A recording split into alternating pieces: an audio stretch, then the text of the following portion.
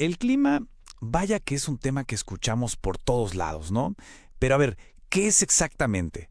Vamos a meternos de lleno a la ciencia que hay detrás para entenderlo bien. Ok, para empezar, vamos a aclarar algo que la verdad confunde a muchísima gente. ¿Es lo mismo decir clima que estado del tiempo? La respuesta corta es no, para nada. La diferencia, y aquí está la clave de todo, es el tiempo, en el sentido de duración.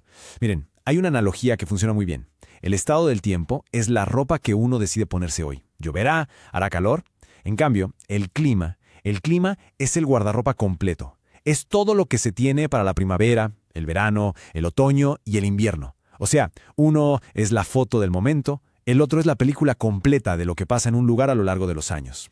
Muy bien, entonces, si el clima es como una receta, ¿cuáles son los ingredientes que usa la ciencia para definirlo? Básicamente, los científicos los dividen en dos grandes grupos. Por un lado, tenemos los que llaman elementos geodinámicos. Esto suena complicado, pero se refiere a todo lo que tiene que ver con la energía. La radiación del sol que nos calienta, la temperatura, la presión atmosférica, el viento. Y por el otro lado están los elementos acuosos, que como su nombre lo dice, tienen que ver con el agua, la humedad, las nubes y claro, la precipitación, o sea, la lluvia, la nieve, todo eso. Pero fíjense qué curioso, de toda esa lista de ingredientes, resulta que hay dos que son las superestrellas: la temperatura y la precipitación. Con saber cuánto calor hace y cuánto llueve en un lugar a lo largo de muchos años, ya se puede tener una idea súper clara del tipo de clima que tiene. Increíble, ¿no? Y esto nos lleva a la siguiente pregunta lógica. ¿Cómo se usa esa información para ponerle orden a todo?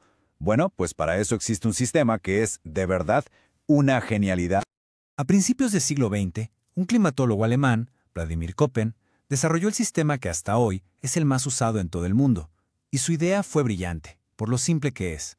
Creó un código de letras, como una clave, para que cualquier científico, en cualquier país, pudiera entender de qué clima se estaba hablando, sin necesidad de largas descripciones.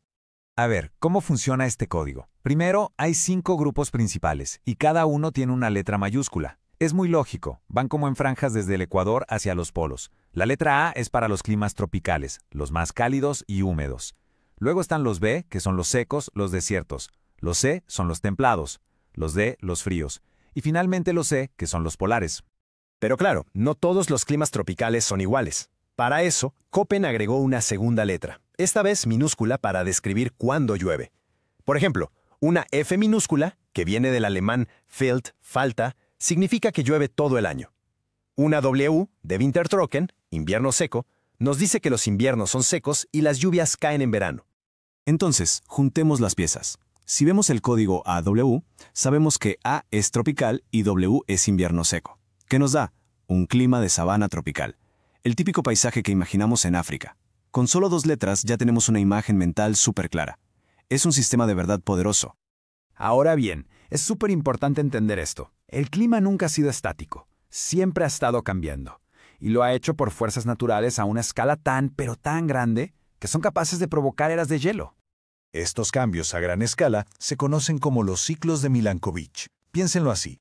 En ciclos de miles de años, la órbita de la Tierra se estira, la inclinación de su eje cambia un poquito y el eje como que bambolea, igualito que un trompo. Estos movimientos, aunque son súper lentos, cambian cuánta energía solar llega a diferentes partes del planeta, y eso es suficiente para iniciar o terminar una era de hielo.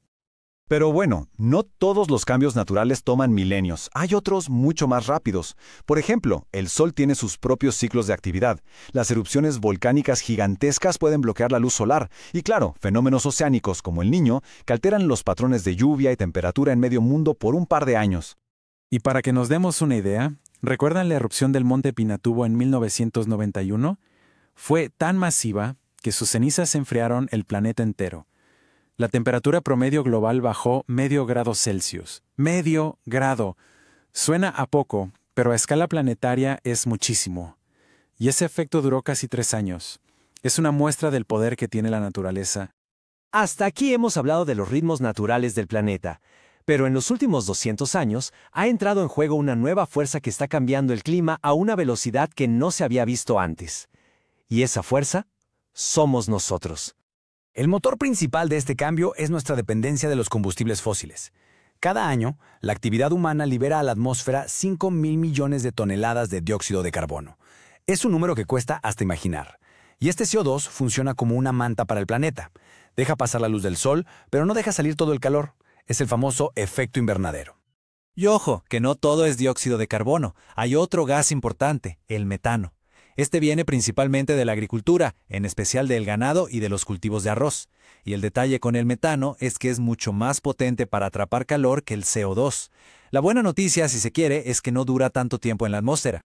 Pero no solo se trata de lo que emitimos, también cuenta lo que hacemos con el planeta. La deforestación, por ejemplo, es un doble golpe. No solo se libera carbono, sino que eliminamos a los árboles, que son nuestros mejores aliados para absorber el CO2. Y luego está la urbanización. Las ciudades, con tanto concreto y asfalto, se calientan mucho más que el campo que las rodea, creando sus propios microclimas. Todo esto nos lleva a la pregunta del millón. ¿Y qué? ¿Cuáles son las consecuencias de todos estos cambios que estamos provocando a una velocidad tan acelerada? Pues las proyecciones científicas dibujan un panorama complejo. Estamos hablando del aumento del nivel del mar que pone en riesgo a millones de personas, de fenómenos meteorológicos más extremos, huracanes más fuertes, olas de calor más letales. Esto, a su vez, amenaza la producción de alimentos, el acceso al agua y hasta puede aumentar el riesgo de ciertas enfermedades. Para ponerlo en perspectiva, escuchen esta cita del climatólogo Hermann Flon. Él dijo que un aumento de tan solo unos pocos grados nos llevaría a tener el mismo patrón climático que teníamos hace 3 millones de años. 3 millones de años. Estaríamos retrocediendo el reloj geológico a una época en la que el mundo era completamente diferente. Frente a este panorama claro, ha habido una respuesta. La comunidad internacional ha intentado organizarse.